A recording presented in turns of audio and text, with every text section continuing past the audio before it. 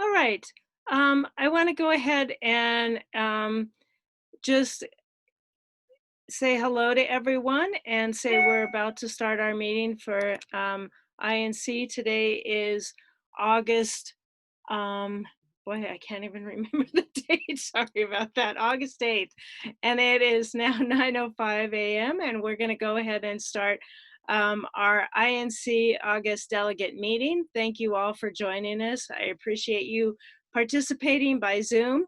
And hopefully you all have an opportunity. Unfortunately, we can't see each other like we used to be able to see each other. And for those of you on the phone, make sure you're able to hear us. And if you need anything else from us, let us know. I see a question about, is there a good place to order brunch? That would be wonderful. So again, my name's Loretta Kaler, and thank you all for electing me as president of INC in these trying and unique times. I know we're all kind of struggling with the new changes and trying to figure out what's going on. And so, I'm here and I'm hoping that, if any of you have suggestions and comments, please try and go to, president at INC. You can send to the email. Sorry, I don't remember exactly what the email address was, but let me go back. I just barely got on myself. And so, let me tell you what it is. I'll find it It's eventually. president@denverinc.org. Okay, it is .org. All right, so that's where we are. Thank you, Maggie. And if we could have the names of the people who have called in, please, we can add those. Let's start with, it's a 1-267-4964. I think you unmuted for a second. Who is that? Susan, can you a little louder?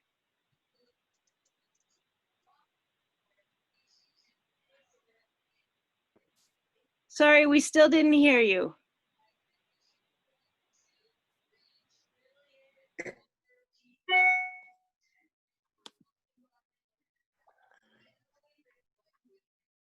Loretta, this is James Berezniak from Sunny.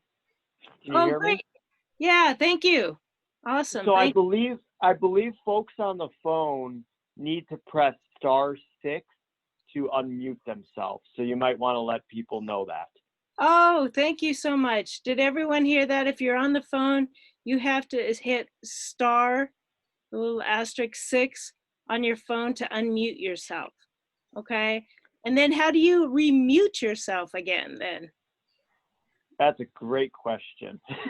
I'm personally going to hit just mute on my phone. Okay, that's what or I might try *6. But okay. Either way, I think if I hit mute on my phone, I think that will remute me. Okay. What is your name again? And it's James Berezniak. That's spelled B like in boy, EREZNIAK, and I'm a delegate from Sunny.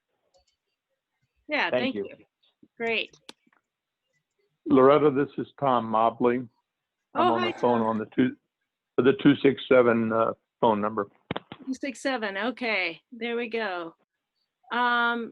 Did we get who was the 303-550 number? No.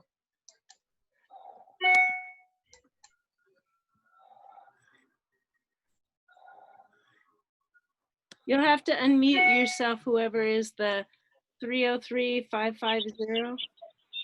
That's me, Miles Tanglin, Congress Park. Hi, Miles. Great. Thank you. Anyone else? Do we see anyone else by phone?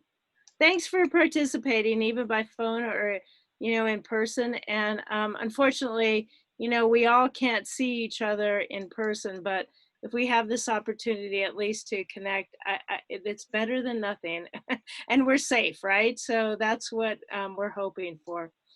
Again, I want to thank everybody for coming. I know we had a few more people come in. It helps if you do mute your phone so that we don't get any background noise so that we can hear everybody. And I'll reiterate that. The other thing is we're going to try and call on people, when we can later. There is the chat feature if you're on a phone, tablet, or or your computer, and you're able to find the chat. And I'm going to try and answer questions when I have the opportunity as I'm talking. Sometimes I can multitask and sometimes I cannot. So, and I know some people, so if you can't get on, so this is a question that was there, how come I don't have video? You can click on the little camera feature on next to your name if you go to participant, and you can see that there. Or also, you should be able to get that in a drop-down menu from your, if you see yourself on there, which you wouldn't if you didn't have video, but if you do, you can stop video of yourself, or you can, I think you can rename yourself there too. There's a little, 3 dots, and you can click on that and you can go down and rename yourself. If you want to add your neighborhood next to it, that's awesome too. The co-hosts are, we're going to try, it'll be Maggie and myself, we'll try and admit people, we'll try and make sure that we get the questions answered, and then we'll go from there, okay? So again, I want to just thank you all for electing me president of INC. It's big shoes to fill after George was president for a few years, and I'll give him applause. You can click a little thank you or a thumbs up for George. Thank you all for having him, and you get to play with Zoom then if you get to click the clapping or the thumbs up for George. But I do want to thank George for all his work with INC. Now, the other thing is that I want to make sure, I wasn't doing video myself. That was weird. I want to make sure that you all are able to listen and hear this today. It's going to be, kind of our first meeting, just going through and getting all the reports from the committees, and we'll talk about what we can do moving forward. The other thing is that I want to just list all the board members right now. Jane Potts, and she is there, she's waving, and she's a membership, and well, dinner we won't be doing, and I don't know if she wants to do dinner because we're not doing it anyway. So no dinner. And Blair is our secretary right now. So Greg is our treasurer. Delegates at large, we have Maggie, Hank, Emmett, Drew, and Maggie, did I say you Maggie? Anyway, and Maggie's our IT guru. So she's helping us with all of our Zoom and all of our website. So thanks to her also. So thank you all for participating today. Let me just say that I'd like to start, since usually we have that half hour before our meeting and we get to meet. Sometime I'd like to go back to what George was doing and we could do around the neighborhoods, but I think it's going to be tough right now because calling on people and trying to get that is difficult. So we'll work with that. But what I'd like to do moving forward today is go ahead and do committee reports. Maggie, do you want to start, Maggie, or do you want to start with a parks report? Or Sure. should I? Okay, great. I can do that. We had a meeting June 21st, and we had a robust group. This month's topic was parkways and boulevards and the role that the Department of Infrastructure and Transportation, also known as DOTI, play in them. We had Riley Lamai who is a Dottie city planner, and Mark Tabor came from, who is also the principal park planner, and they were the presenters. We had 3 or 4 questions, or actually we had about 7 questions. Some of them were, how are decisions made at the process where there's a potential change? We videoed it, and you can find it if you go to our webpage and just go under meeting minutes, and you'll see park committee notes. In fact, all of our committees are listed underneath there. And the video of our meeting is also found there. Thanks.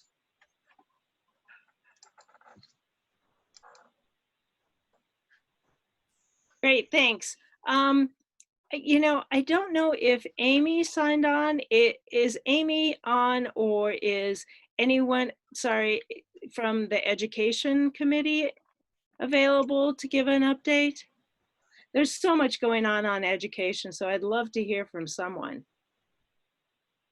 Anyone on that committee, and unmute yourself? Okay, well, I think we'll have to just look at the website and see any updates regarding education committee. Next, why don't we go ahead and go to Joel? Do you want to? Joel, are you on? Yep, I'm here.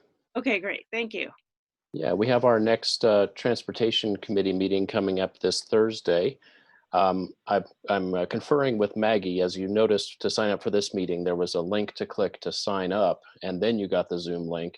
And it sounds like that's worked pretty well. So we're going to follow the same thing. We'll send out the announcement today for Thursday night.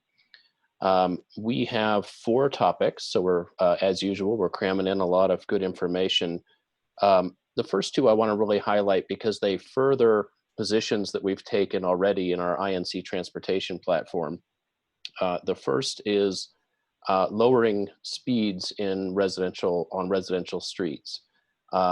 Right now, most residential streets don't have a specified speed limit. They have a default speed limit of 25 miles an hour. And there's a group of folks that we often hear from involved in streets advocacy, pushing to change that to 20, as a lot of other cities have done, a 20-mile-an-hour default speed limit. Of course, other streets, arterial streets and so forth, will have their own posted speed limits, but what's the default? What's the, if nothing else is posted? And that will largely affect neighborhood streets. So we'll hear from Jill Locantori, the executive director of the Denver Streets Partnership, about that. 20 is plenty is the yard signs you'll see around town.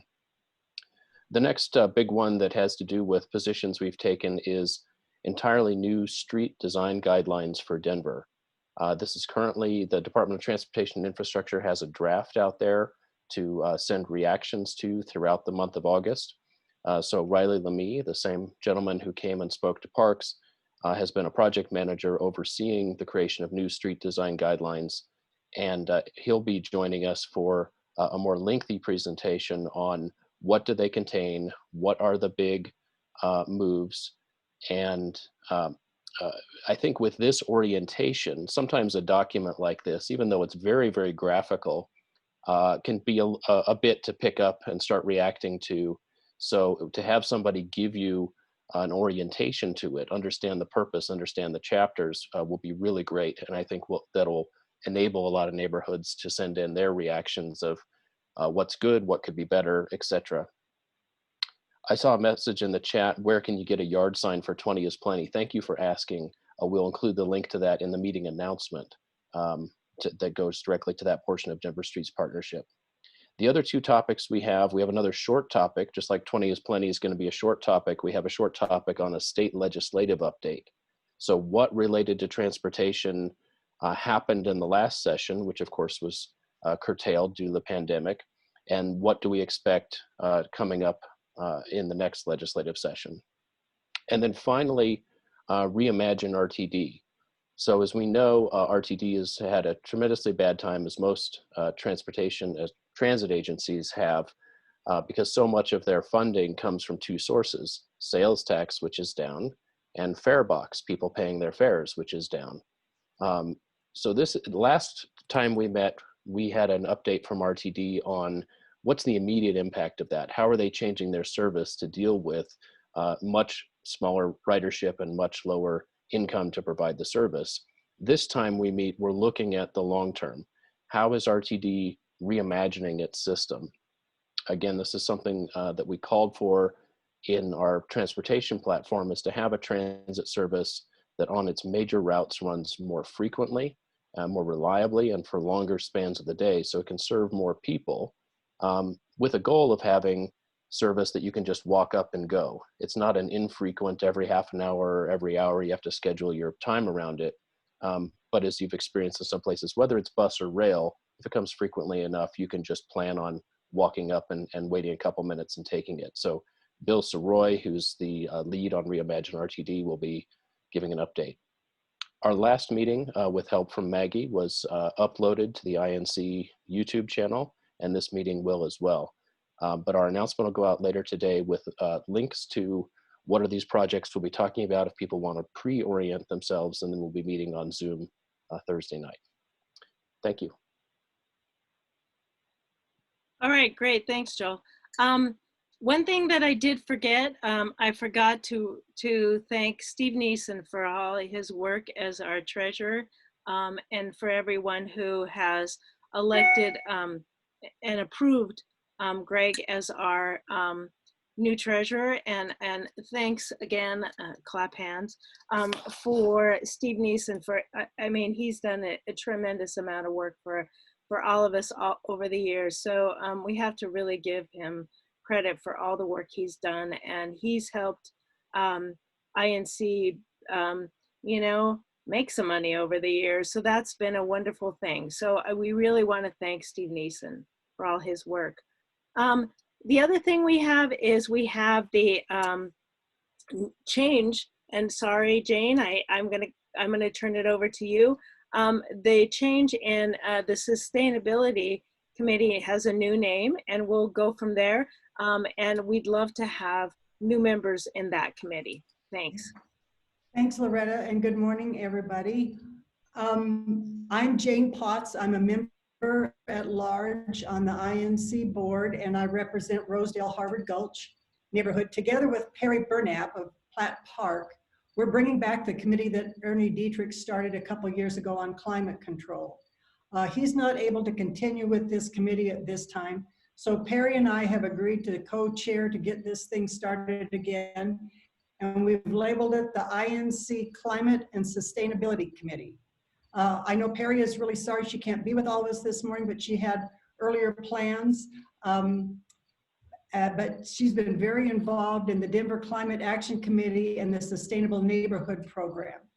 She and I have put together a startup plan for the INC committee, which everyone is sort of learning about right now. As you may or may not know, Climate Action Denver will be on the November 3rd ballot. It will ask voters to approve a 0.25% sales tax that will be allocated to many programs that address community needs. And the details are on the City of Denver website, and there's still another day or two that they need, I think, before the campaign website is up, and I'll try to get that to you as soon as I find out.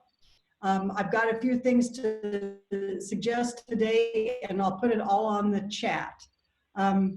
We will be seeking committee members. If you're interested, please email me at membership@denverinc.org, and there'll be more details to follow.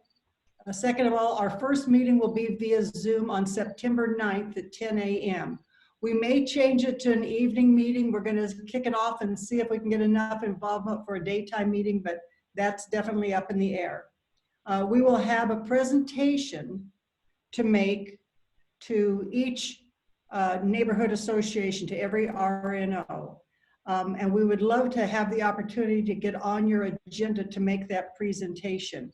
It'll be about a 15-minute presentation, then perhaps 15 minutes for Q&A. If you would like to have that presentation at your RNO, please let me know the date and time of your meeting and who to contact to get this presentation on your agenda. Again, you can email me at membership@denverinc.org, and I'll put all of this in the chat. There's a lot of hot buttons around this issue. And we're just getting this kicked off. So for this morning, I just want to make that information available to all of you, and we'll get back with you with some more details at another time. Okay, thanks, Jane. Sometimes my fingers don't move that fast, but thank you. So I think it's great. I think we're going to try and see how we do with both the committee, and we'll move forward. And I'd love to have some more participants in it. Let me just say this: we have a resolution coming from ZAP, so we'll go with ZAP, and I think I'm hoping everybody got a copy of that. I'm not sure if you did. I just got coffee delivered. And so we're going to go over that. And so I'm going to go ahead.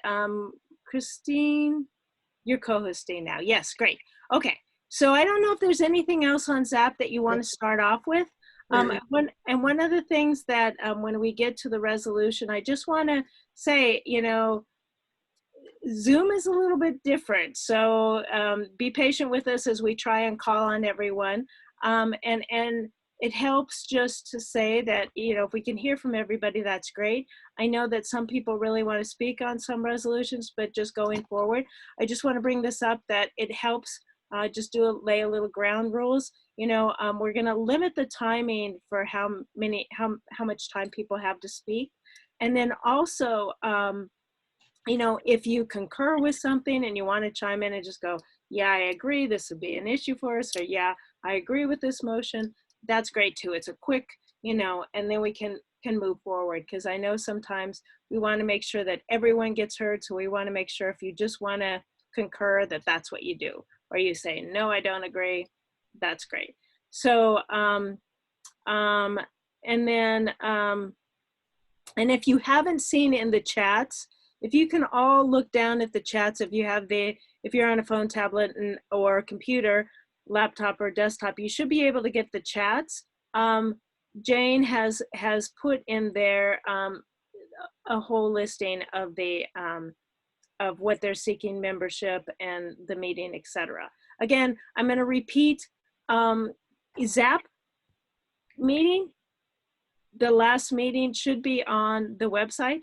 And so we are recording our meetings. So that's a nice feature of Zoom, so that we'll all be able to see these meetings. If you're unable to make the meeting, like I won't be able to make the meeting for sustainability on the 9th, but I'll be able to watch it at a later time. So, and you can start and stop them if you have to take a break. So that's really nice also. Okay, I'm gonna go ahead and mute myself and hand this over to Christine, and we'll go from there, all right? Thanks, Loretta. Can you hear me? Christine, do you want me to share the document, or? Not yet, because I'm just going to give a report on ZAP first, Okay. and then when we talk about the resolution. So Okay. Welcome, everybody. There are quite a few people who I haven't seen in a while or I've never met. So I would like to tell you a little bit about ZAP and what we've done. Ian and I are the co-chairs. Ian couldn't be here today, or maybe he will come in later. But we've had a really busy year. We've covered a number of topics, but I think people need to know the breadth of the Zoning and Planning Committee, because we do need more people to do the work. Number one, we need a secretary, because Ian and I start typing the notes and we never finish. So this year we had presentations on the Chaffey Park ADU proposal that Councilwoman Sandoval is moving forward as we speak, and that is on our website. It was at our last meeting. We've had a presentation brought to us by people in Athmar Park and Valverde about problem properties in Denver and how to get enforcement, both from community officers with the police and with neighborhood inspection services. We have had a presentation by Neighborhood Inspection Services speaking about the complications of trying to do enforcement and what they thought the group living amendment might mean for their enforcement. We had metro districts covered, opportunity zones, metro fair housing, Queen City Cooperative, tiny homes last summer. Robin and Andrew, if you remember, they pulled that out of the group living and they came and presented and advanced an amendment. So we had a kind of a full year, but there are a lot of things we haven't done well and we need help. And what we're looking at going forward, our next meeting is August 22nd. And we're going to be, we don't have the details worked out, but we're going to be talking about the neighborhood planning initiative. And I don't know how that's going to work because I know a number of you on the phone are involved in the West Side Neighborhood Initiative or the East Central Neighborhood Initiative. So there's a lot going on and I don't know how we're going to get all those reports done. But we're working on, Ian and I have talked and we think that we need an update on the timetable on that. We are going to cover the affordable housing zoning incentive, which is a new project of Councilwoman Kanish to evaluate the problems with zoning incentive as it works now and arrive at a new proposal. We're hoping to have a presentation by Councilwoman Gilmore on her work on the rental registry, maybe inspection, that she's working on very hard. And we also want to have some discussion about the residential infill project, which will take low density areas, low intensity areas in Denver and start putting some multiplexes and duplexes in those neighborhoods to try to broaden the options for purchasing for our population that really is looking to get into these neighborhoods but doesn't have the resources and there is no stock. So those are on our agenda, not all for August, but if you're interested, I will put it up like Jane did, our email and our next meeting. And Ian and I both get the email that goes to zoningplanning@denvergov.org. So we can pull you into that mailing list. Okay, so now I'm almost ready to switch, but not quite to the, I just want to give you a little tiny bit. I know you're tired of hearing me talk and all our meetings are up on the website, but I want to point out that the group living amendment, the issues around affordable housing and affordability of housing options are important, but that group stated that those would not be addressed in this work. So I know you hear quite a bit that the reason we need this amendment right now is because of the pressure on people being evicted and needing housing and needing to double up. But it was left in the parking lot while Denver works on those strategies. And I think it's really important to note, and this is in the ZAP letter, the shift report, that Colorado has more children doubled up in households right now than any time since before the Great Recession. Most of the households some of them are doing it because they love to live in multi-generational housing. And I know we've heard that. And Queen City Co-op talked about living together, but many are doing it because they need to share childcare or a car to get to work. Many are not choosing that as their first option, but it is the case that between 2006 and 2017, we saw a huge jump in the doubling up in households. So, and of course, the evictions that we're facing right now may lead to that, which is why Ian and I think it's really important to work on stopping the evictions, stop it up front, take it head on. So I just want to point that out because the question asked in all these reports is to what extent is doubling up simply masking a housing demand that the city sadly has been unable to address. So with that context, I think we can move to the resolution that zoning and planning attendees passed on July 25th, a couple weeks ago, and get questions, comments. I'm not sure, but I will try to give, I don't see any hands up. But here's the resolution. Thank you, Maggie. No, that's me. Okay, so Thank you, Loretta. so I'm just going to go through this really briefly. So this is our usual one, just like to make sure. So we'll try and call on everyone. It's going to be, you know, raise your hand, or and I'll see if I can find all of those, and then or use, you know, your little buttons to do that also. Okay. Here's some of the ground rules. And we'll acknowledge you one at a time. Again, like I said, it helps just to have, you know, if you just want to concur or say, no, I don't agree, that's awesome too. It gives another person an opportunity, they have more to add. Okay, here we go. Here's the resolution. Do you want me to read it? I can read it.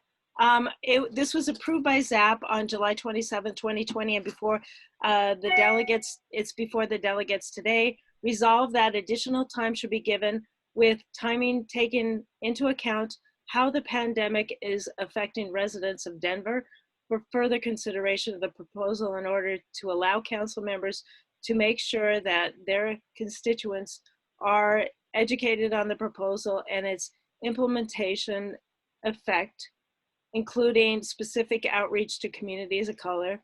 Further resolve that this process should seek to incorporate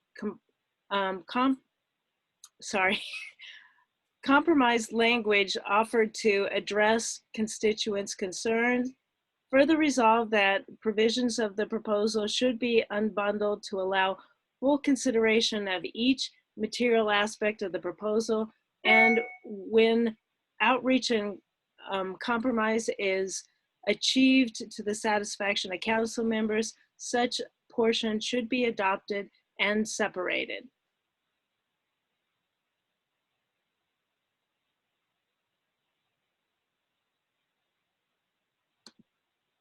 Okay, I think that's the entire resolution.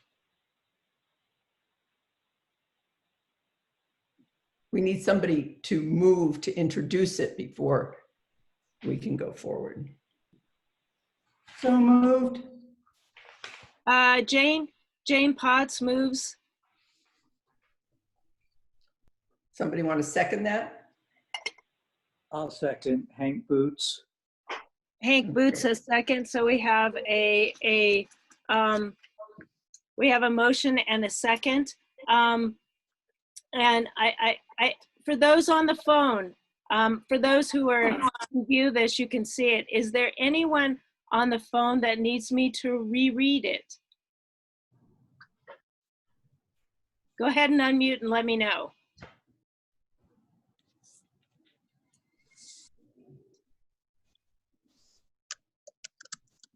Okay, I don't think anybody needs me to reread it. Okay, so I think we all know what the resolution and the motion before the delegates is.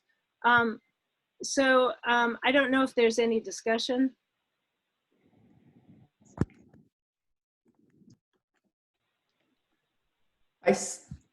I do see a request to put that language in the chat.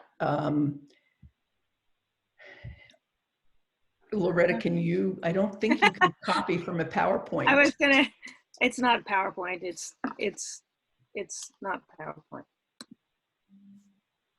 And let me see if I can get back there and do it. So okay. I have two on my screen, hold on. And I think, and just for this is a typo that's not in the one that went forward. In the second bullet, there is no D on compromised. It's yeah, compromised. It threw me off. Yeah, Sorry, it threw me off. Okay, let me see if I can get back to chat and see if I can get it in there. Chat is down here.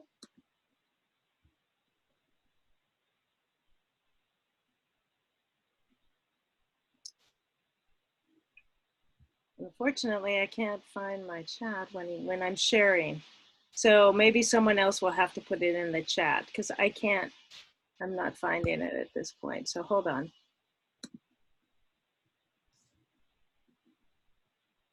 Oh, there we go. All righty, so.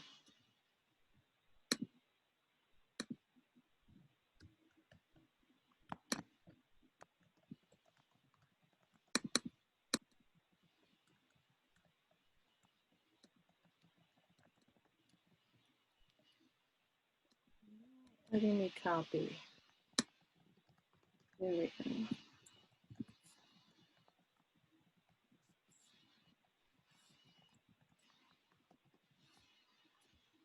All right, so you all should have it in the chat now if you haven't seen it before. So it should be there. I'm going to give you a couple minutes to read it, see if anybody has any comments or any questions or there's any discussion.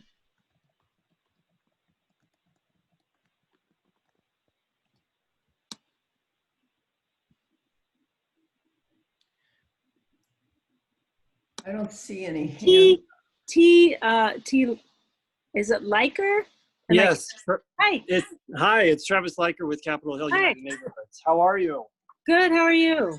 Good. I just want to thank the committee for putting this together. I do want to reiterate, as I did at the last meeting last month, that Sean has endorsed the Group Living Advisory Committee recommendations. We'll probably be voting no on this resolution, but we do applaud the work and the effort that went into assembling this. And given our endorsement of the recommendations, I just want to mention that we're committed to furthering the efforts as it relates to community outreach and then reaching communities of color and other historically marginalized communities. So I just want to particularly applaud that portion of this resolution, but just want to fully disclose that we've already weighed in as an organization regarding the Group Living Advisory Committee recommendations. Thank you, Travis, and thanks for your outreach. I mean, that's wonderful for us, the outreach. It's really wonderful. Loretta, can I just chime in, just not in response to Travis? Thank you, Travis, for that. But I have fielded calls on these issues for the last few months that unmistakably show that people are very confused, don't really understand it, have wrong information, and I spend a lot of time trying to explain what's in there, and it really isn't ready to move forward, in my opinion. I'm sorry, not the resolution, the Group Living Amendment.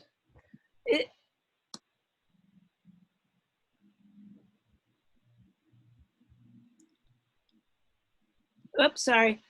I know we had a discussion at our last delegate meeting, and I don't know if anyone else wants to comment on this. Please chime in if you want to. I see Lucia with a hand up. Oh, sorry, Lucia. Go ahead. Hi, like the folks from CHUN, the Historic Neighborhood Association has voted overwhelmingly to also support the group living amendment. We have a lot of group living situations in our neighborhood, and they're some of our best neighbors. And we also support allowing, we were happy with the 8 in the units, even though it's got put down to 5. Because we feel like not allowing that is really discriminatory to young people. And we've sent letters in support of the group living amendment to various members of City Council. And our delegates will be voting no on the resolution. I see Katie Fisher with a hand up. Thanks, Lucia. Katie? Now I have my mic. This is Katie Fisher from University Neighbors, which, as most of you know, is around the University of Denver. Basically, we have been studying this very, very carefully over many, many years. And this amendment that's before us today at ZAP is very important. Basically, I have been working on with this with Christine and the others, and talking to Andrew Webb at the city level. And there is still so much confusion. We've asked Andrew for many clarifications. We know the university area is one of the most complaint-driven areas, and we still don't think that this is going to adequately solve our problems.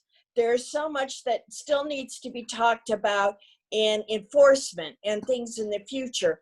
And I totally agree with our zoning delegates ZAP thing here. We need more time. We need to separate some information.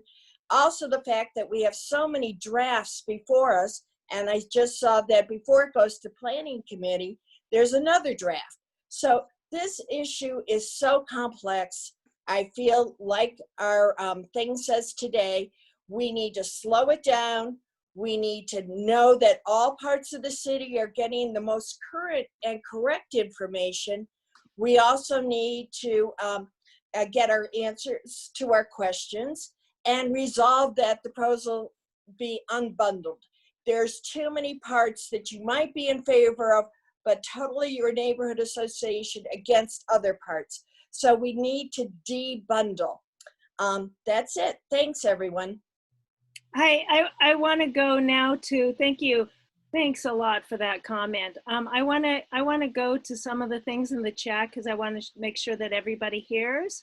Tricia Schmidt has her hand up. Okay.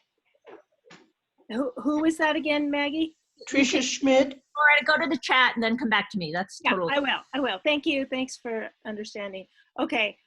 Susan Payne said she agrees with Christine. William Tanner said there are some good threads on Nextdoor in which neighbors are discovering potential issues with the group living amendment, which indicate unaddressed concerns. Paige, I want to understand that, so I'll come back to you. WDCA favors this resolution from Jane Lormer because there are components yet to be understood, such as homeless shelters and community corrections. It's just not clear enough, or has it been reached out into communities because of pandemic? And then Sherry Way says, experience is the same as Christine's. There remains a lot of questions in the text amendment.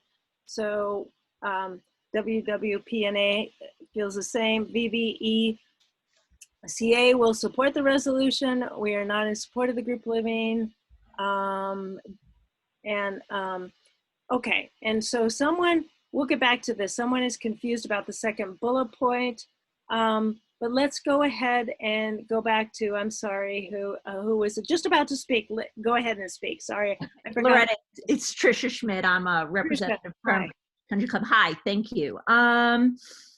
You know, I spoke last time, you know, these issues that the group living proposal and residential care is trying to address are so important and so critical to the city. Clearly, we have a crisis and we need to do something.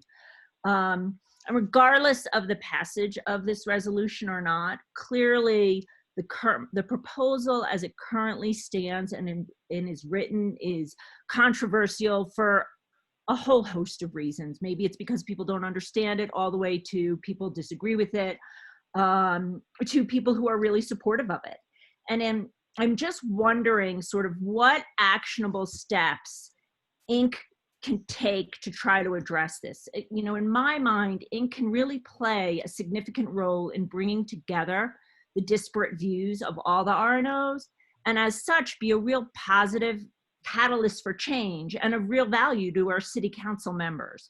So I'm curious if Inc. would consider forming some type of working committee, and maybe that works under ZAP, and I know there's been so much work done on it already, but bringing together, you know, I'm just throwing this out, an idea of, you know, 5 representatives who are, you know, for the group living proposal and 5 representatives of people who are against it, so that they can come together and really have a good discussion, come to some sort of compromise. And, you know, yes, there are logistics about how this working committee could come about and whatnot, and I'm sure we could figure that out. But I just feel like if we could bring us all together and come up with a workable solution that works for all the RNOs, we need an actionable step here to do that. And I think that Inc. could play a significant role in having that real, you know, positive effect. So that's my 2 cents. I have to say, I really, really appreciate that. And I think that the one thing in the basis and the historically of INC is try and get neighborhoods together, not to try and pit us against each other. And I think the one thing that happens is we find that on some issues, it's like we want to make sure INC hears the voice of everybody, right? It's not like, you know, we're going to say the majority say this or that. We want to make sure that we support you. If your neighborhood wants to do something specific, we want to support you in doing that. You know, it could be a specific issue just for your neighborhood. But I wholeheartedly agree, and I don't know if everyone else does, but we really want to make sure that we hear from everybody across the city. Now, we know that INC is members and we have our own membership, but I think the other thing is that we want to include people who are not actually members and get them involved with INC. So we want to hear from them also. That's part of this proposal, this resolution today, is to reach out to those people who aren't heard. So I agree, it would be nice to find a way to reach out to more people in the city. I know there's a lot of people who are struggling. I mean, if you're struggling with homelessness or you're struggling with having enough food to eat or feeding your children, you know, housing may be a really difficult thing, you know. So anybody who's, you know, who's struggling with housing at any time, it's very difficult. So we want to make sure that we reach out to those people also. I see, Adrian, do you want to comment? And we'll get back to that proposal. I don't know if there's a motion on the floor for that proposal, but that's kind of separate.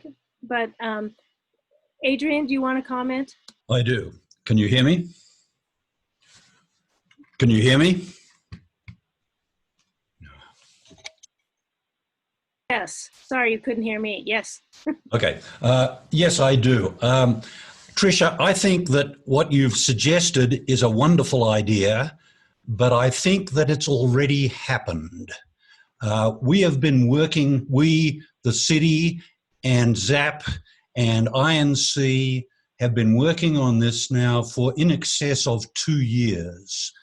I've been personally present at a significant number of the INC activities related to this, and INC members are on the board, including Loretta, which has been looking at this for 2 years. The difficulty, and so I think in consequence, and the city has done what I would judge to be a superhuman effort of outreach and of involvement of all of the city. Andrew Webb has attended in excess, I understand, of 40 RNO meetings. He has attended at least 2 or 3 ZAP meetings. And I think that we cannot be seen to be criticizing this level of effort. And I think it's been effective. What I think the difficulty here is that there is no uniform solution to this whole issue, particularly about the numbers of people who live in houses, that is acceptable to all neighborhoods and all areas of Denver. Some, like Baker, want more. Some, like many of the other neighborhoods represented here, want less. And there are others, which I would include myself and I think Baker in, who don't think it's any of the city's business to tell people how many people should live together. And so I don't think that the objective, which is so worthy that you articulate, is attainable. I think that at some point, we've got to go forward with something that at least includes the boundaries of the people that are living in the city. And at Baker, we think that that number is 8 people living together. We actually think it's pretty much shouldn't be regulated at all. The city is currently thinking 5, and apparently people here are thinking less. So I don't have a solution for you because I don't think a solution exists. And I think we should put this aside and let the invisible hand of what people want to do govern, and let the crowding, parking, and all the other issues be taken care of by the extensive network of regulations which we currently have in position. Adrian, if I could just respond, this is Tricia again. I totally understand, and I don't mean to not sound appreciative of all the work that Inc. has done, that the city has done, particularly Andrew Webb and his committee have done. I think, you know, and that's what I really want to get to come across. And what I fear is that there's this sense that this resolution is trying, you know, some people read this resolution as saying, hey, we don't want anything, let's just stop everything. And that's not at least my intent. I can only speak for me, right? I think that you know, clearly, even despite all the tremendous effort that has gone into this, there's a lot of RNOs and people in the city and residents in the city who feel, you know, pretty passionate that this process needs to be slowed down so they can be educated and have a chance to discuss it.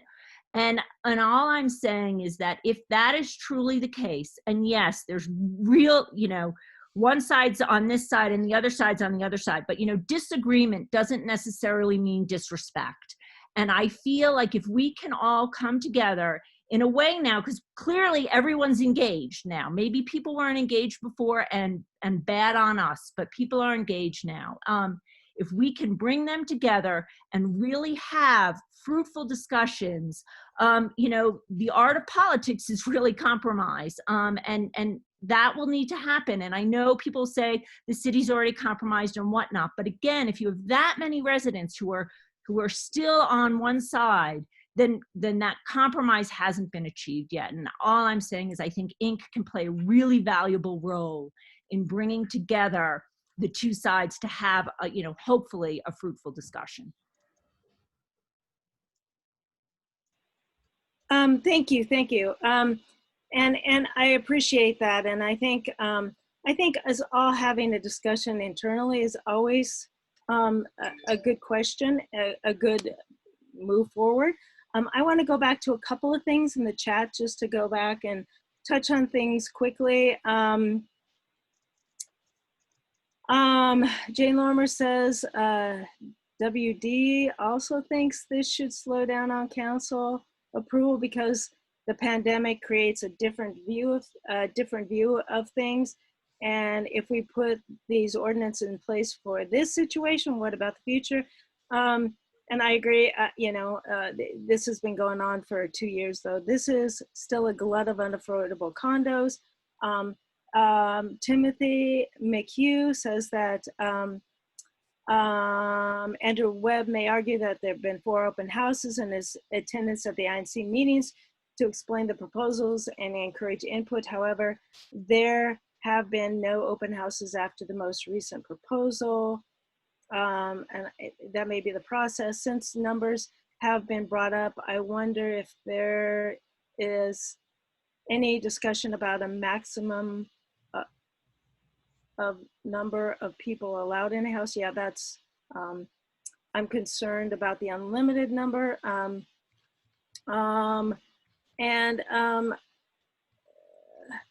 And then,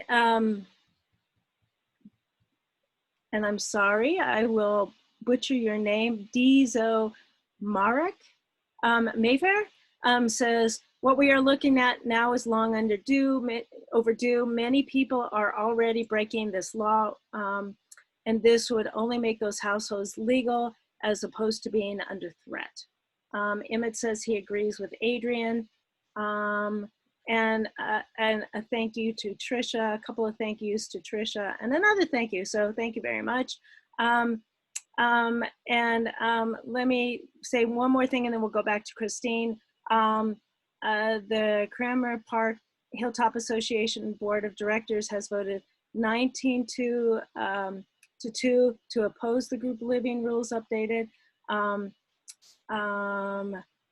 And personally, Wendy personally agrees with Lucci and Adrian. If we continue to expect to reach a perfect product that everyone agrees on, that will never happen and we will never resolve our problems.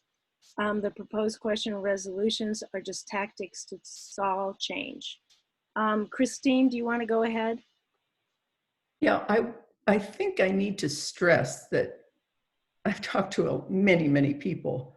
No one, I even think that's voting for this resolution, thinks that we don't need a tweak. But this has not been really done in a careful, thoughtful way. And those of us who've read the 174 pages can talk about it, but that's not the point of this meeting, I don't think, to do the content again.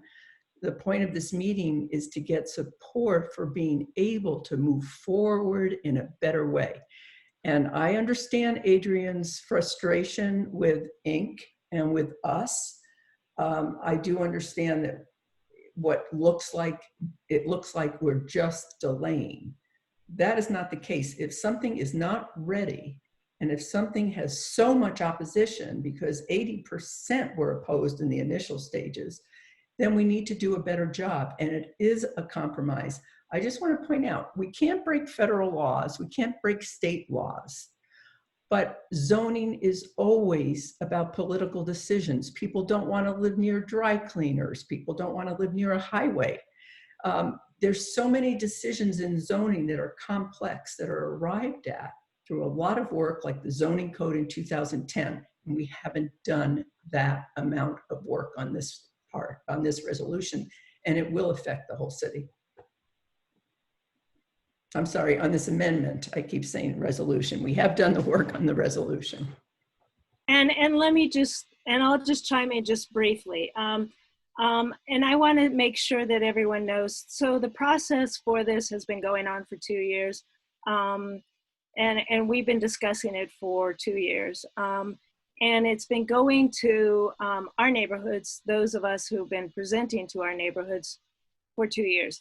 And so, you know, and the process itself, just let me explain it, you know, and thanks to Zap for appointing people onto the group living committee. And that's how we got, I don't know, Ian could chime in about how many people were on from neighborhoods, but there were at least 5 to 7, I think.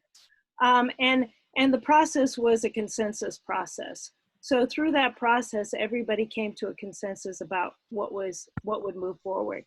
Now, there are subcommittees regarding each specific thing. And I've said this at least, you know, 5 times at ZAP and probably, I don't know how many times at our regular meetings, but I just want to make sure that this process has been going on. My concern is this, and this is what I want to put forward, and I really appreciate Tricia, is that I don't want this to alienate some of our neighborhoods. I mean, some neighborhoods agree, some neighborhoods don't. I'd like, you know, everyone to understand that there's a differing perspectives about the city.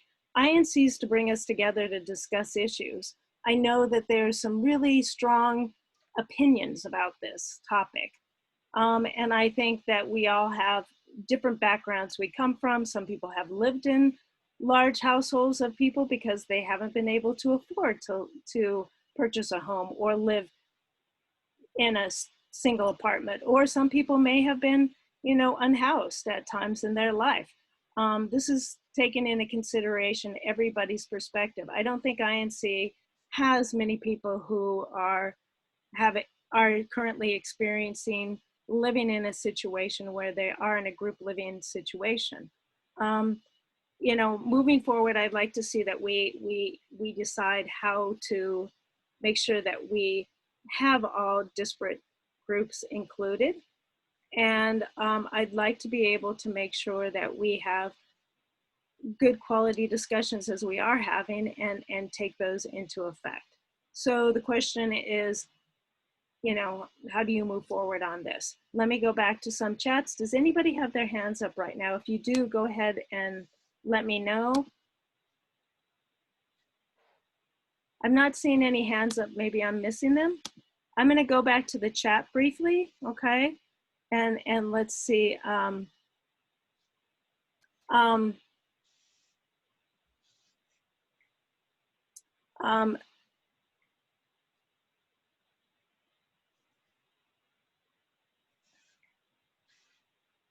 Okay. this is long. Answers to questions and complete implications remain unclear. From Ann D.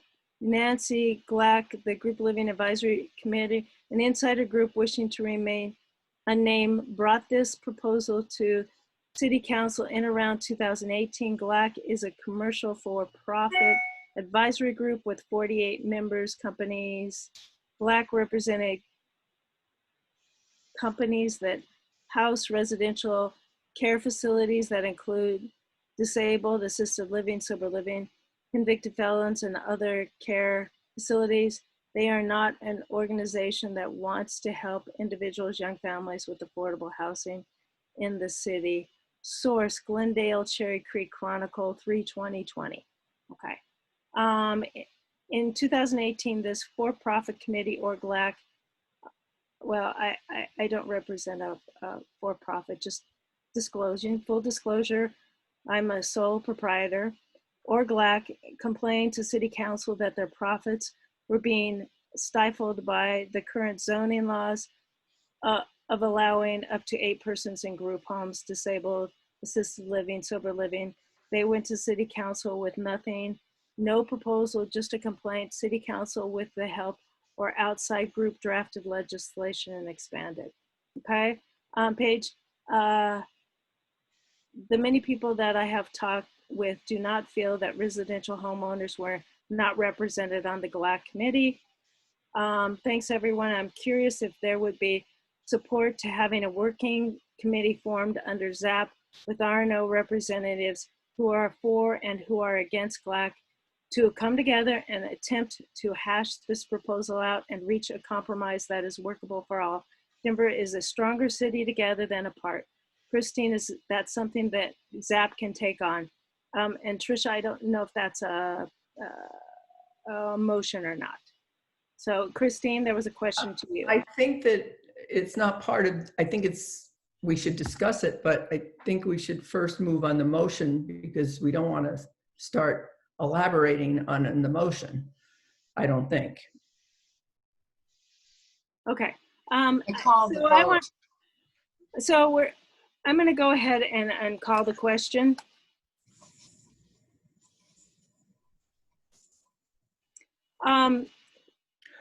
The issue is this. Maggie, do you want to chime in right now? What we'll do is we have this proposal here. We're going to vote not on Zoom. What we'll do is we'll vote separately through SurveyMonkey. Yes. So everyone here will be sent a SurveyMonkey through an email, a SurveyMonkey link, so you can go on and vote on this, okay? Yeah, it's important to know that this is going out to attendees. So Maggie can take care of that. Thank you, Maggie. And it'll also be going out to the delegates that are here rather than, we do have some guests who I'm really glad to see. Okay. So, and does anyone need me to read this? I mean, it will be on the SurveyMonkey, correct, Maggie? Yes. Okay. And right now, just a reminder, it will go out to delegates only who attended this meeting. Jane Lorimer, go ahead. You keep skipping my chat, but oh, sorry, did I? I did. I heard, well, let me just fill in. I heard that Travis or somebody mentioned 40 RNOs had received the presentation. Maybe it was Adrian, and that's true. But what was the average attendance at those meetings? How did they distribute it to their neighborhoods? The answer is that there are 198 RNOs. So that's not even 10%. Okay. That's a problem. And I think that's, my concern is the outreach is just starting to pick up even in my own neighborhood, and we're pretty active. I don't think anyone wants to see homeless people without homes, but the city spent the last decade or more densifying this city with luxury condos. And if you read the Wall Street Journal from a 2018 issue, it talked about the city trying to form a program to address the glut of luxury rental condos by subsidizing the rent paid to the developers so that we could attract teachers, nurses, and that level of income people. And now we're in a mess where there's no affordable housing because it was taken down. Look at Santa Fe Drive is a perfect example. So I feel like they're trying to make us pay the price for the overbuild. And how are those luxury condos to be incorporated? Well, and I think that, you know, part of the thing that happens, and we can't muddy the waters, is that anything regarding private development is not really about group living. I mean, the luxury condos, because, you know, they're not going to be able to. I understand where you're coming from, and I'd love to see the luxury condos used for affordable housing. I mean, the city of Denver also discussed adult dorms, which is, and I've talked about this many times, the issue of boarding houses, where you would be able to have house a lot of people who may have been, you know, unhoused previously. The issue is nobody wants to build them. So the city can't make people build things. They're looking at the housing stock, and maybe, Jane, that's what you're talking about, is how do they work that, and maybe they give them a subsidy or something like that. No, I'm not saying that. I'm saying the city spent the last decade densifying Denver with overbuilt luxury condos, and now it's trying to correct its mistake. And they're trying to do it by bringing all that housing to single family units. And I think some of the issues that do come up are, and several of our people in chat and speakers have said, people are already doing this. So one of the issues is just making sure that this is now, they're making it legal, and they will actually have, you know, safety precautions. So that's one of the issues. Christine, did you have anything else you want to say?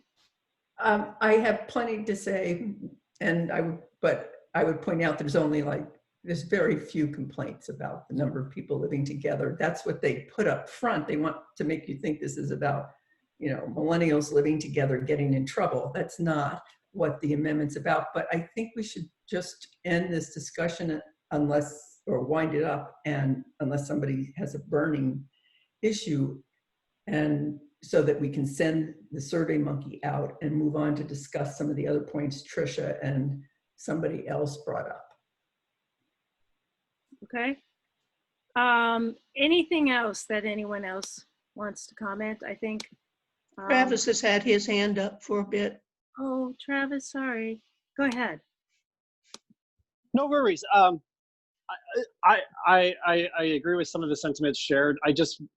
And I appreciate, again, the thought and effort put into this motion and all the work that the ZAP committee has done for the last couple of years. And I also want to echo the sentiment as it relates to, you know, the relatively exhaustive process that went into this. And it would seem to me, maybe it would make sense, you know, wherever this goes with respect to this particular motion, I think we can't let great be the enemy of good. And does this policy recommendation put us on the path to something? And then can we start compiling as an entity, as an organization, the list of concerns that we have heard, so that we could actually just be a thought partner with the city and share those recommendations, share those concerns, and have it as part of the implementation process rather than a further delay to progress. And so wherever this motion lands, I hope that we can start regrouping following the vote to start assembling what we have heard and say, okay, city, and County of Denver, let's start addressing these concerns with respect to the implementation phase, should this pass. All right, so the question's been called. Everyone will take the vote online to SurveyMonkey. We're going to go ahead and go to, if we want to go back to Trish, I think you've even posted it. Oh, let me see if I can find it. I have to scroll back down. Okay. So what you said was, if there would be a support to have a working committee formed under ZAP with R&O representation who are for and those who are against GLEC to come together and attempt to hash this proposal out and reach a compromise that is workable for all. Denver is a stronger city together than apart. And again, you know, and it kind of coincides with INC. We work better when we work together. Do we have any discussion about that?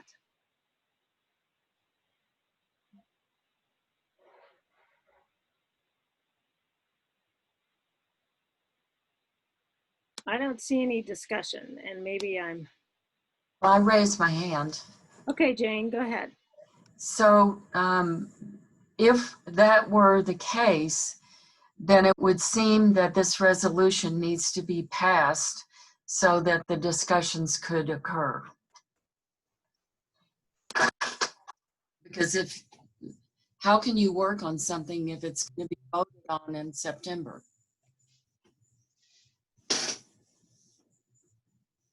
By council.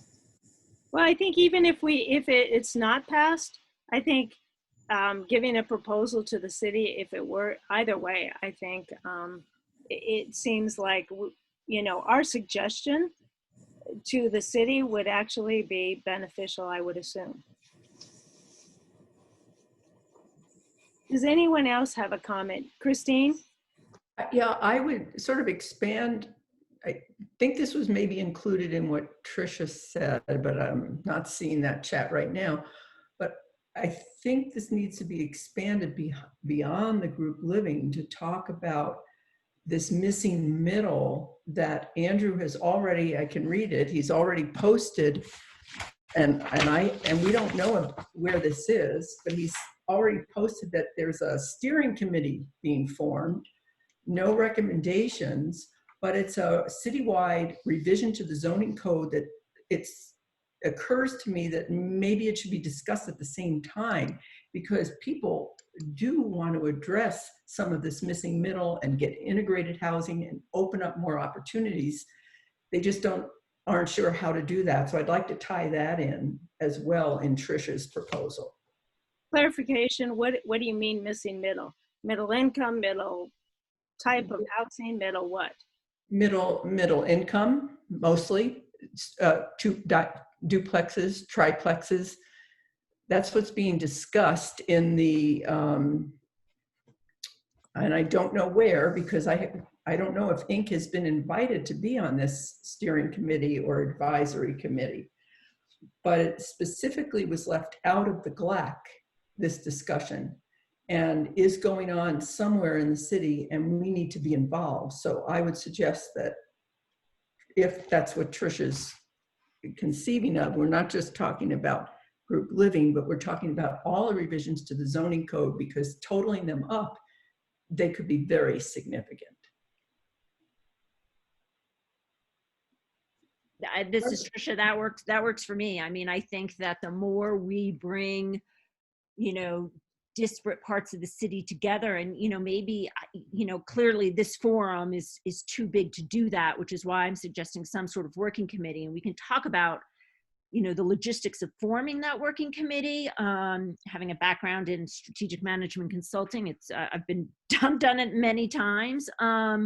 But I do think that we, you know, maybe it's city council people, you know, appoint, you know, from their different R&Os that they feel have real differences of opinions to the working committee. But there's lots of ways we can talk about the logistics. But I think the more we are out in front of these issues, in an organized fashion and bringing together the different voices, then we don't have what's happened here, quite frankly, which is, you know, suddenly everyone's engaged and, you know, the people who've been working really hard for 2 years are just exhausted and feel like they're not being appreciated, and other people feel like they've been left out of the discussion. Okay. I'm going to go first to the visual one. So is it Zoe? Okay, go ahead and unmute. Thank you. Yeah, it's Zoe. Okay, great, thank you. And I just have a clarification question, really.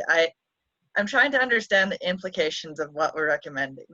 So it sounds like, to me, what we're recommending is kind of slowing down this group living amendment until we can have more involvement. And I'm wondering, like, is the implication of that just going to slow down legalizing group living, or is it going to give us space to get like more actual discussion and actually like changing how people feel about it? Because if it's more just going to slow things down, I don't think that's very useful. And I agree. Zoe, that's a really good point, and one that I think Ian and I made with Andrew in the fall, is that you have to take these issues out and educate people and have discussion, hard discussion, people pushing back, showing them, you know, the data on evictions, the data that we have, which is phenomenal on the number of people who are rent burdened. I think all of that is critical, and maybe you would want to be on that committee, but that's not what the city did. What the city did is they sold it with this picture of like a few millennials in jeans that want to, you know, live together, kind of simplified it. And I don't know if you've read it, but it's actually pretty complex. It's 174 pages.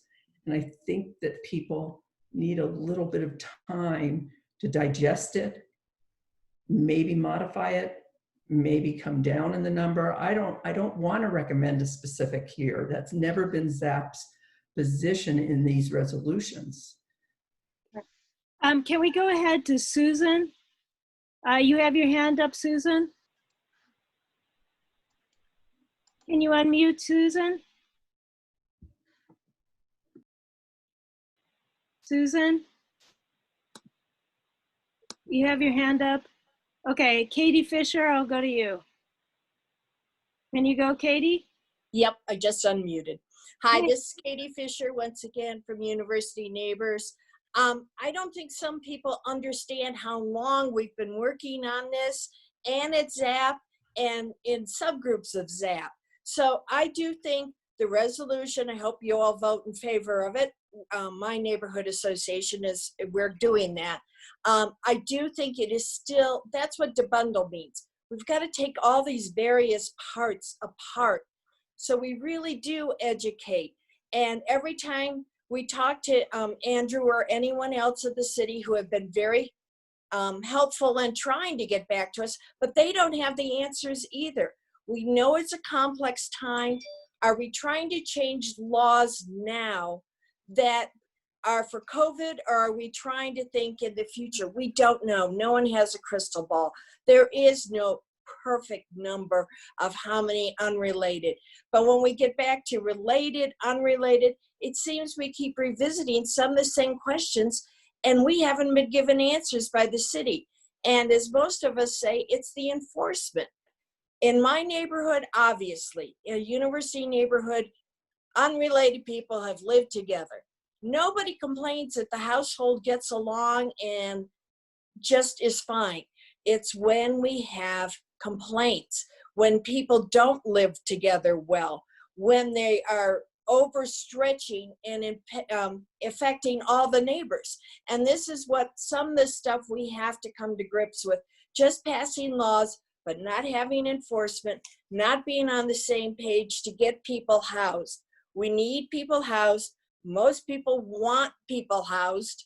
It's just the devil of the details. So I'm all in favor of our resolution, and I hope that we continue to talk, but it's the city wants it done, and they want to move past today.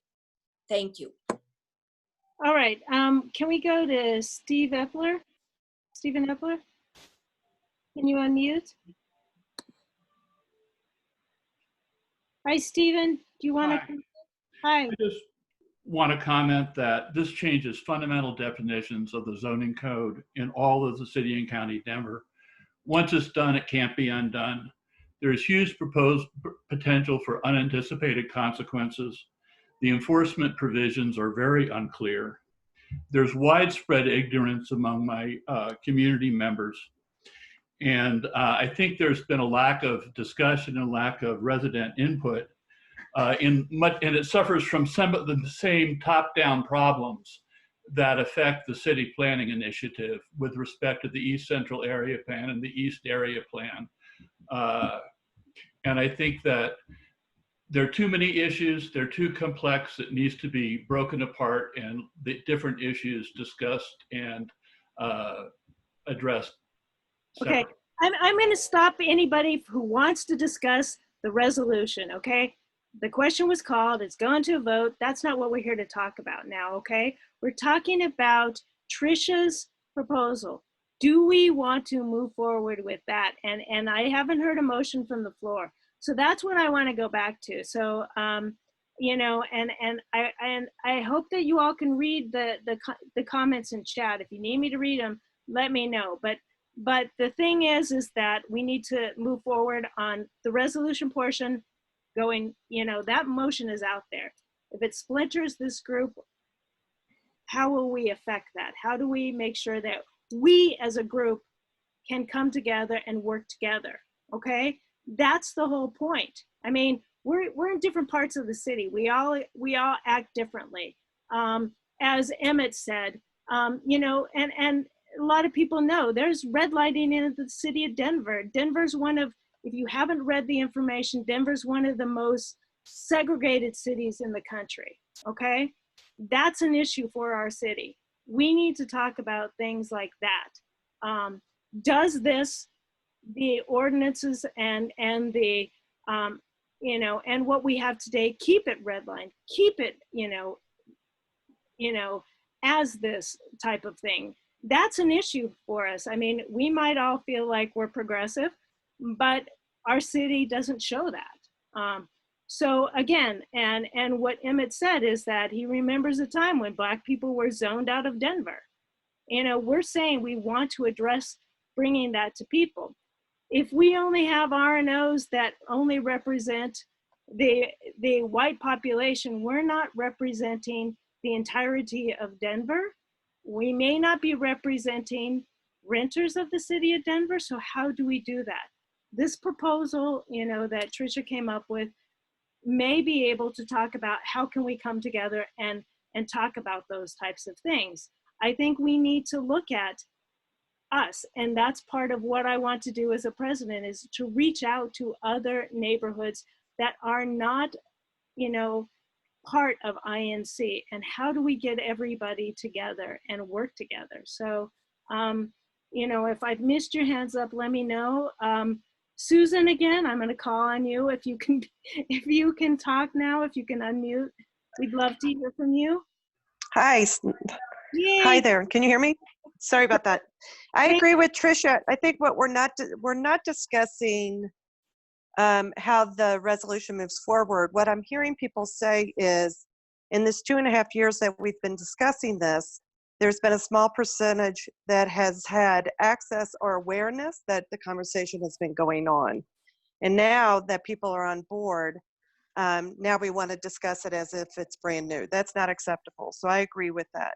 I also agree with your last comment about how this is an equity issue, and that's really important to be heard. So I agree with what your last comment was. How do we get more involved? How do we amplify that the conversation is happening and be more aggressive and intentional about including the entire city in the conversation?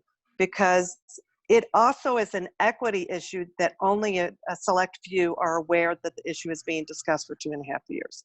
So I think that's where the effort should be, to amplify who gets to be part of the discussion. Also, what is not being discussed as far as number in the household is this particular group also needs access to services. So that's why this resolution is, not the resolution, amendment is coming up.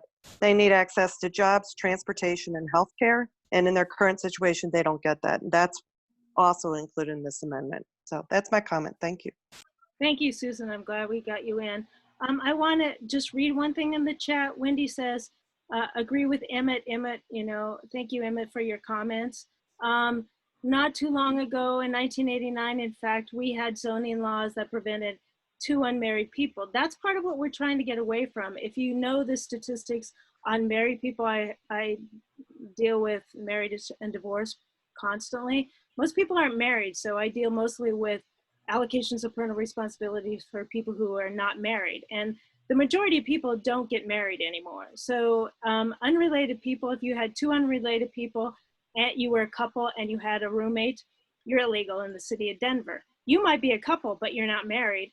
You're illegal in the city of Denver. We have to move beyond that law. And I think that's part of what is being said here, is that 2 unmarried people from living in Denver, which it really was to address gay people. Now, you know, gay lesbians can get married, but you know, we're finally moving beyond that, and we want to be able to have people cohabitating legally.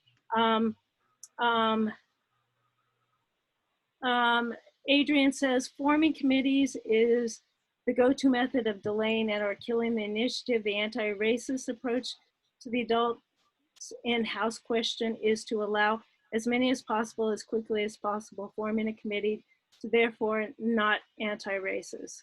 Okay, is there anything else that we want to talk about today? Miles, sorry, I just saw that there will be more citywide text amendments coming soon. Having a process to understand and communicate with CPT will be helpful. So thank you very much. All right. Sorry, Lou, go ahead and unmute yourself. Thank you guys, and thanks for this robust discussion. I mean, I spent most of my career, or a lot of it, working in the affordable housing sector. And if we're going to reach out, and I've read The Color of Law, and this is like all the space that I'm in right now is the anti-racist space that we need to get to. But I do think that it is not necessarily true in what I have seen to date that those sectors have been brought in. Denver Housing Authority, Urban Land Conservancy, the people who monitor and fund LIHTC, which is low-income housing tax credits, because there's a lot there to unpack in terms of how you really implement equitable housing for people. And I personally do not think that, and we had an off conversation with Andrew about this, about really reaching out to the people of color. I mean, on the ZAP call last week, it was very clear from Montbello representatives that they feel like they have not been reached, you know, appropriately heard in the discussion. So I agree with everybody on this call who desperately wants to find equity, who wants to increase, we don't want to tell people how to live together. We want to make people who are experiencing homelessness to have a place to go. I really don't think that if this is resolved, people who are experiencing homelessness say, oh great, now that I can have an increased number, I'll go bunk on somebody's couch.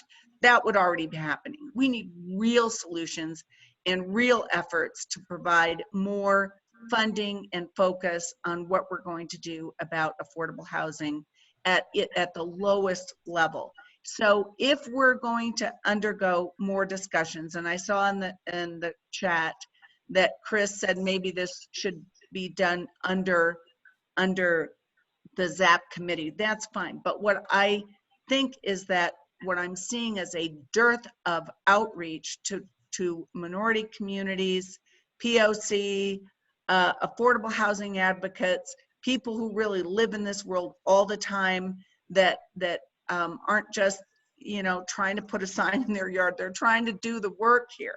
And we need more funds, more effort, more outreach. And I'm not sure that this doesn't, at least the statement from Montbello last week on the call was that this doesn't necessarily help them build a better neighborhood. And so I desperately want to get something done.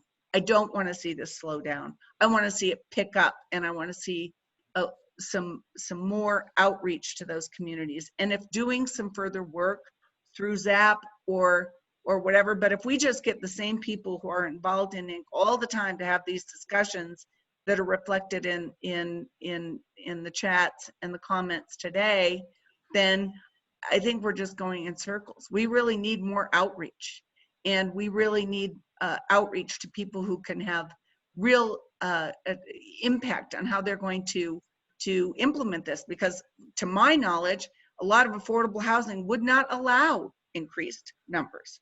So there's just a lot here. It's not just, you know, trying to paint people who are trying to dig deeper on this before it passes into a law.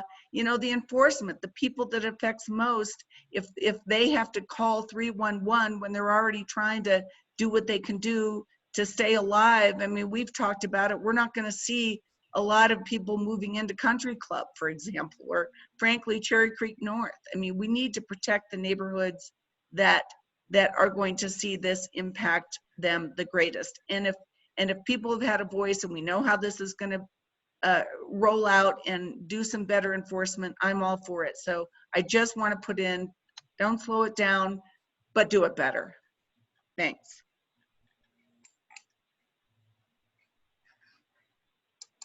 Thanks. I really appreciate that. And I think that's important for us to hear somebody who's actually worked within, you know, I've worked in housing and never worked in anything that was more than, everything was low income, affordable housing. So I appreciate your input on that. And I think, and we're, again, just to say, we're just discussing, Tricia, I'm going to go back to you. So can you unmute, Tricia? Okay, I think I'm unmuted. I'm trying to multitask. Can you hear me? Yeah, okay, great, sorry. I'm not sure really what motion I'm putting forward or how to state it in such a way that is actionable, but I really would like to sort of push forward through this motion to form a working committee that represents the disparate views throughout the city. I think we need to understand what the logistics of that working committee would be. So maybe my motion simply is to work with Christine, you know, have a few of us work with Christine, because maybe it is under ZAP to figure out the logistics, and obviously you, Loretta, to figure out what that working committee would look like, and what the representation on that working committee would look like, and what we would undertake, which is the broad, not just the group living, but as Christine mentioned, sort of the broader zoning issues that the city's going to be facing. So I guess my motion is pretty simple. You know, do we have support to move ahead with forming, you know, such a working committee? Is that something people would be interested in?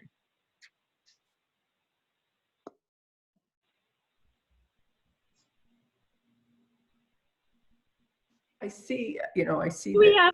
have, you know, can you do me a favor, Tricia? Can you write that into the chats? That way our secretary and recorder could have that. If you could write that in the chat, that would be the motion. And then I don't know, I want to wait for that to be written in there so people can decide. And then we could look at that. And then I don't know if we have a motion or if people want to wait for that. Okay, and I'm happy to have people comment on whatever I write in, because, you know, that's fine too.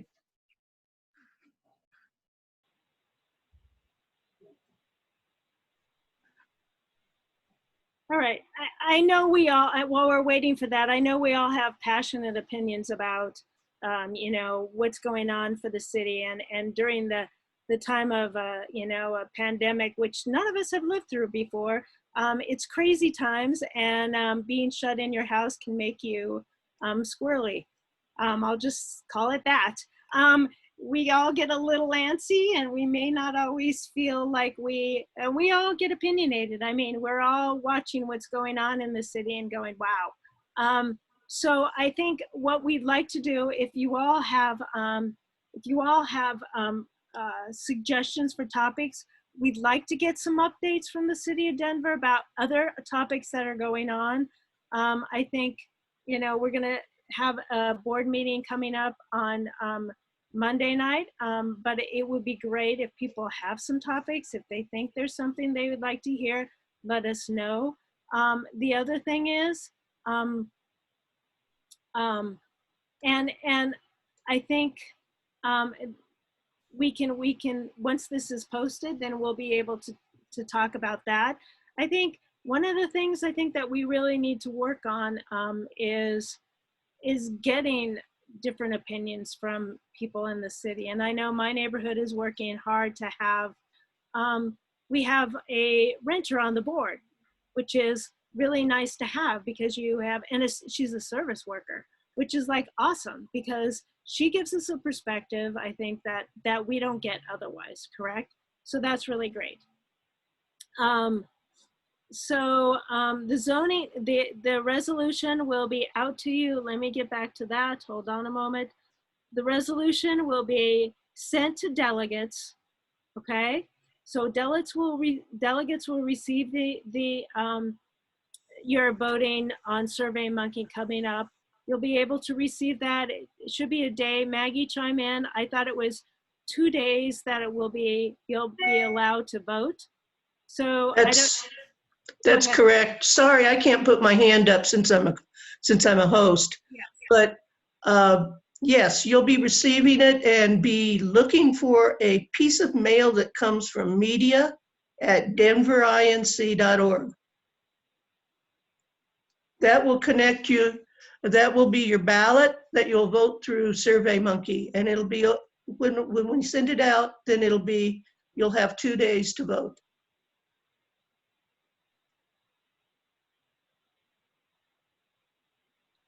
I'm done. All right. Okay, for everyone, Christine, go ahead. I was going to read. I appreciate your offer to bring some speakers to INC, and I'm wondering if maybe you want to collect in the chat suggestions. If people want to do that, that's fine, or you can send it to president@denverinc.org. The other thing is, here's the motion. I want to make sure that I read this. Sorry, I was getting hot in my office and I had to turn on the air. I'm going to turn it off. So Tricia's motion is as follows. And so if you can't read it or you're on the phone, here it is. A motion to form a working committee with representatives from RNOs with disparate views to come together and educate, discuss, and compromise on zoning initiatives that the city is facing. The committee could bring these compromise positions to the greater community and be, I think, and be a catalyst for positive change for the city. I think I meant, yeah. Anybody need me to read that again? It's in the chat. So that's the motion. I don't know if there's a second, or I think we've discussed that. Christine, did you want to say something? I want to second it. Okay, Christine is seconding that. Okay, is there any discussion?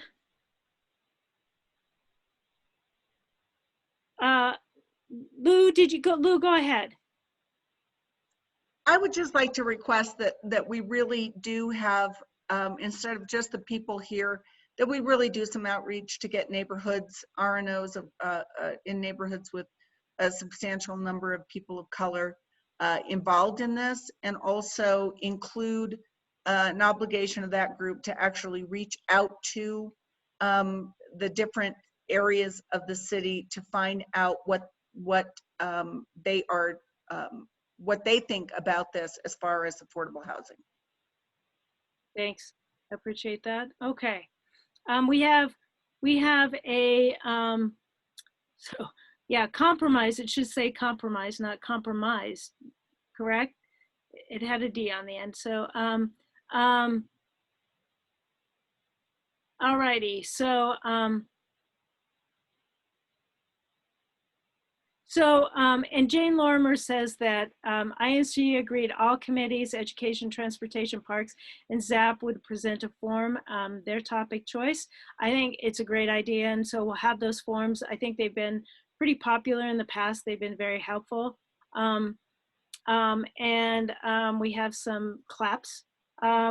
So do we want, we can have this go on to SurveyMonkey. Maggie, could we have this go at the same time, or is the SurveyMonkey already up and developed?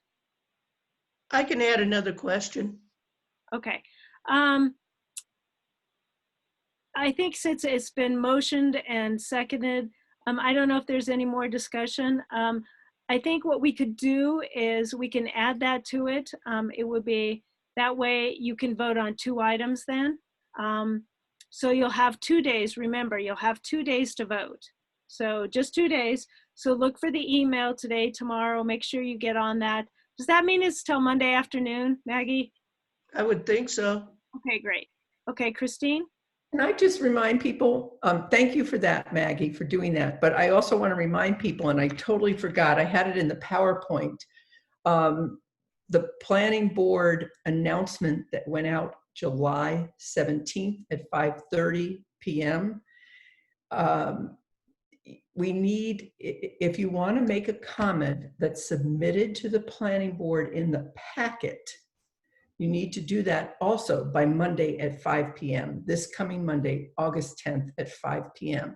You can still submit trailing comments until the 18th that will get forwarded to the planning board, but they won't be in the packet. And I want to remind people that even if you commented earlier, like say in March or April or May, those submissions will not go to the planning board. I confirmed with Andrew. The only submissions from RNOs or individuals that will go to the planning board are those that are submitted from July 18th until August, until the planning board. So resubmit what you think is has gone in. It needs to be done again. Okay. Let me ask you, Lou, you have your hand up and you said you want separate SurveyMonkeys. Well, I just want 2 points. One, just on that point, which is it should, I don't want people to think that somehow they're related, because they're really not. Okay. So that's why I think separate is better, because the results of those should be separately standalone. That's one point. But to Christine's point, I know that some RNOs have been working together on a statement. I know there have been substantial markups of the markup, and it would be nice to have a central place where RNOs could go to see those letters, because the last time I looked at comments on the website, they were from April, and I think a lot has been submitted since then. So, for example, I know that the statement that Cherry Creek North had been looking at with a number of other people included a concern specifically about, and a comment specifically about enforcement, pushing that out to neighbors to be the enforcers instead of having certification at some level over where they point to all the other codes that apply. So I don't know if there is a way to do that, but if we could just have that maybe on the ZAP link, it's a question. Okay, Christine. She added in the chat, just to let you know.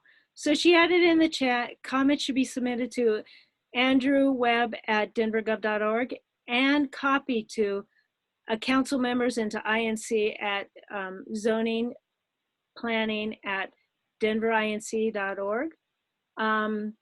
Comments for packets are, the packet is due August 10th at 5 p.m. So, it's andrew.webb@denvergov.org. And I thought it was a .web. And I think, do you want comments? Yeah, you do. So I think that would work. Maggie, let me ask you this. Can we send those two, motions separately? Because I agree, I think it sounds like they're related and they're not, and people might just go, yeah. Okay, No if we can problem. send them separately. So everyone, please remember as delegates and those of you who've left the meeting, because we've lost a few, please remember to look for your email for the Survey Monkey. And it's from Maggie again? It'll be from media@denverinc.org. Okay. From And media, M-E-D-I-A. Media, MEDIA. Okay, and let me read Tricia's motion again, a motion to form a working committee with representatives from RNOs with disparate views to come together and educate, discuss, and compromise on zoning initiatives that the city is facing. The committee could bring these compromise positions to the greater community and be a catalyst for a positive change for Denver. I mean, I think that could be an ongoing topic because it doesn't have to just be about this one. So, anyway, let me ask anyone, is there anything else today? Because those two motions will go out to you. Let me ask if there's anything else. I think we've had a very, as I said in the chat, a very passionate discussion. I think there's discussions to be had. I think we all know that there's a lot of issues with the city, and for those of us who've worked in housing issues and know what it's like to be or be evicted in your life. I was as a child, so I kind of have that experience. So I have to say that I understand what it's like to live through difficult times. I think that we need to involve more people in the communities, more people across the city of Denver, and more varied, other people in the city as well. Because if we can involve people, we have a more broad approach to what's going on in our city and understand issues even more thoroughly. So, is there anything else today? Did we miss anything? Again, send any comments to us or any ideas. If there's no other comments, I motion we adjourn. Okay. Love seeing you all. Take care. Bye. Good morning.